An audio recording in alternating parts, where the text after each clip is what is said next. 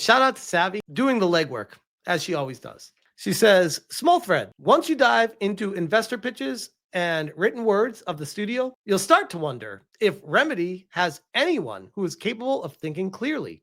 Turns out they're as delusional as their community manager who has never stepped foot in America, but wants America to have open borders.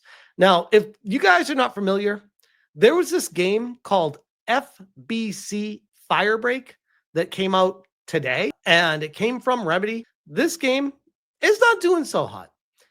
It's got mixed reviews on launch day, and the Steam concurrent player count is really, really bad.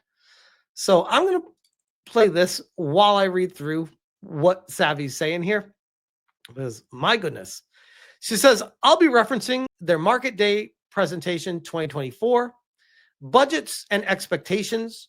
At the 53-minute mark, they show the need for 3 million copies over lifetime, scarred from Alan Wake, in order to make back their money. Apparently, the game is on Game Pass, so I'm unsure how that factors in. They seem to believe the market for the game they made is 13 million per month, attracts new fans as they are diving into something they have not done before. This game, which launched with an impressive amount of bugs relating to matchmaking, breaking it nearly completely, was meant to be a new era for the studio.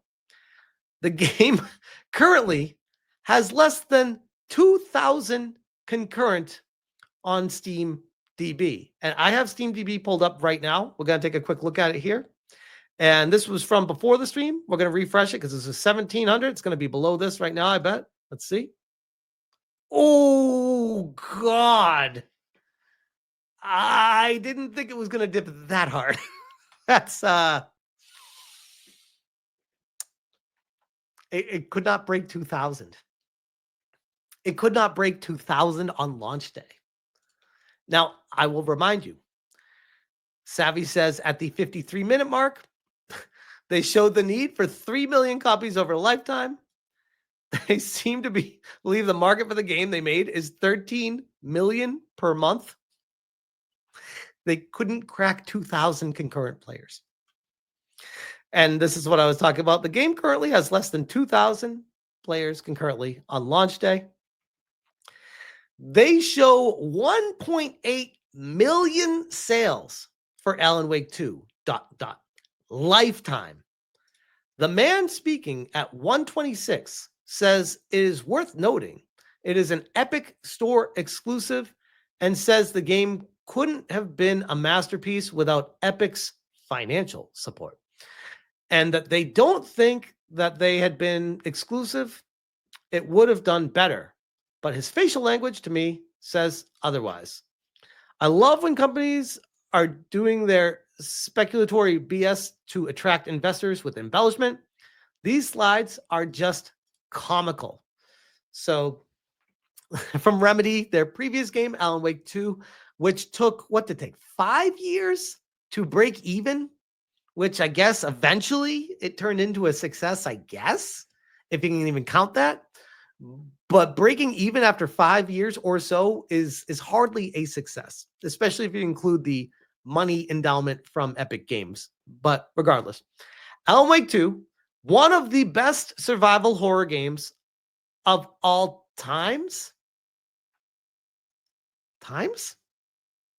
Did they mean time? Of all time? Around 40% game completion rate. Okay. Over 1.8 million units sold, which, I mean, I guess that's a good amount for a sequel to a game that was heavily marketed and exclusive to Epic Games. That's pretty decent. This is the video that Savvy was alluding to. Double the 2024 revenue by 2027. Oh, don't you love businesses? I remember when I was working at Qualcomm a lifetime ago, it feels like. One of my coworkers was telling me that because there was always this pressure from the higher ups. It's like, oh, when you work at a Fortune 500 that's mature in the industry, they expect profits to double every quarter. And you know what? Sometimes they do. And sometimes it compounds. And sometimes you're living in the golden era. Sometimes it's great. But that is impossible, mathematically impossible to continue to happen forever. You cannot double profits quarterly. You can't double profits every 3 years forever. You can't do that. It doesn't work like that. Some companies, maybe, I guess you got your Apples and your Microsofts and your Teslas that can continue to compound. But those are the extreme situations, the outliers.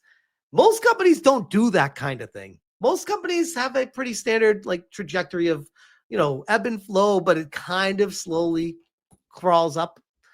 Double revenue by 2027 with continued growth beyond this milestone. EBITDA margin of 30% by 2027 and maintain that minimum level throughout the strategy period. Now, this is a investor slide/video presentation. So they are going to feed the best tasting BS to investors that you could possibly give them. And there's no better example than what we talked about with Ubisoft and Assassin's Creed Shadows, saying that there was high player engagement and interest leading up to the launch. Same thing with Sony talking about Concord initially, then talking about Marathon most recently. And these games all have something in common with them. Typically, they either lose money or they lose a shit ton of money. There's no like, oh, the positive engagement numbers beforehand automatically translate into lots of sales. The quote unquote positive engagement they're talking about is people shitting on the game and laughing about it. That does not translate into sales. That doesn't even come close to that. That's the opposite of that. These people are manipulating the meaning of words, like classic lefties always do, to try to make it seem like something else is actually happening. You ever heard that saying, don't piss on me and tell me it's raining? That's what this is right here. But anyways, why invest in Remedy? 1, proven ability to create distinctive, high-quality PC and console games. 2, proven ability to work with Sweet Baby Inc. Oh, wait, no, that's not on there, but they have done that. Portfolio of games and 2 own franchises with great growth potential. 3, world-class partners to build success with. Also, beyond games. Ooh, the blue ocean. You never know what's going to be out there with Remedy. 4, strong basis for profitable growth with more regular game launches and self-publishing. I will say, if Remedy wasn't woke as fuck, they might be a pretty good business buried in there somewhere. But to me, it's a complete lost cause. And at this point right now, they are, in my humble opinion, spiraling the drain.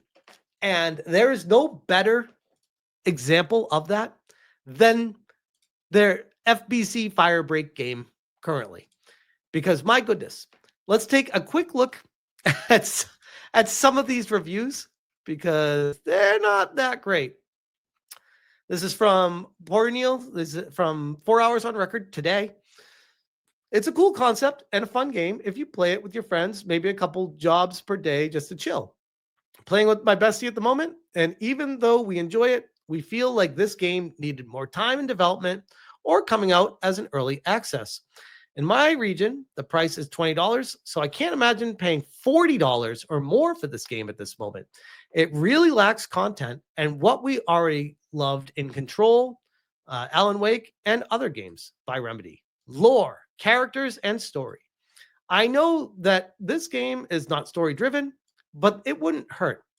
If you could read the files you loot, it would be 10 times better. Gameplay is fun, but some decisions hurt the tempo, especially holding a key to loot ammo or resources, and the repair minigame needs variety.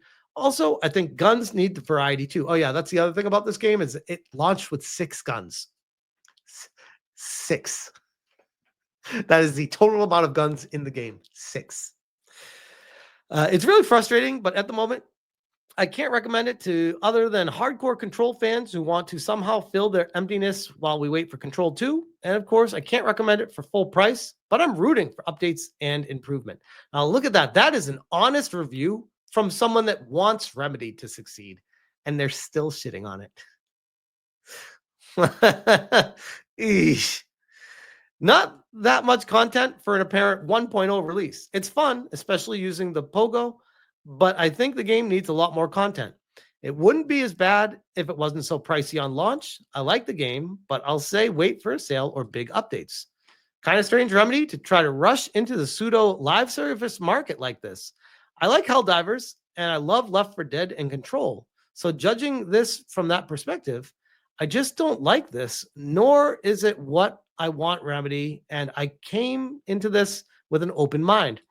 To keep it short, I'd rather play Left 4 Dead or replay Control, and I think Remedy needs just to focus on doing what they do best, which is delivering strong narrative-driven, unique experiences.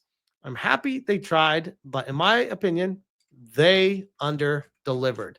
So those are a couple of the negative reviews. They're not all negative. Like I said, it is mixed. We have a total of 610 reviews, 372 positive, 287 negative. That's a lot of negative reviews for a launch day of a game. And the game is $40. And you can buy the deluxe edition for $50 with the FBC Firebreak Deluxe Upgrade DLC bundle. So the game already has additional content that's being withheld on launch day as well, which never goes over well with people either. So yeah, that is Remedy in a nutshell, pretending that everything's hunky-dory to their investors while their latest game, FBC Firebreak, completely falls flat on its face. I don't know about you guys, but knowing what I know about Remedy, I'm not surprised in the least bit.